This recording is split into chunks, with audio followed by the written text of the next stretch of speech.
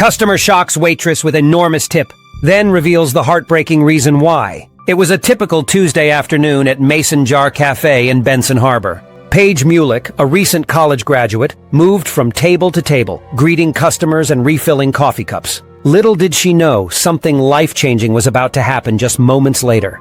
At one corner table sat a man named Mark, quietly enjoying his meal. His wasn't doing anything unusual, he seemed like any other customer. But then as Mark finished his modest $32 meal, he asked for the bill. Paige quickly brought it over. Mark smiled, thanked her, and placed the receipt back on the table with his payment, then headed out the door. Moments later, Sweeney the manager picked up the receipt and froze. His eyes widened in disbelief. Scribbled on the tip line was an astronomical figure, $10,000. "Paige, you need to see this!" he called out, his voice a mix of shock and excitement. Paige hurried over, and when she saw the number, her heart skipped a beat. Determined to find out why a stranger would leave such a generous tip, Paige dashed out the door and caught up with Mark just as he was about to leave. "Sir, I think there's been a mistake," she said, holding up the receipt. Mark turned, a kind but serious expression on his face. "No mistake," he replied softly, and then what he said next brought tears to the young woman's eyes. It turned out the man had left the huge tip in memory of a friend who recently passed away.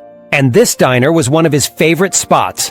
The man was in town for his friend's funeral and wanted to do something meaningful in his honor. Paige, moved by the story, thanked Mark sincerely before he walked away. Back inside, the news spread quickly among the staff. They decided to split the $10,000 among the 9 employees working that day, each receiving a little over $1,000. For Paige, the money was a miracle because she had been feeling low recently and struggling with money troubles. But beyond the financial relief, the kind gesture touched her heart and reminded her that there are still good people in the world.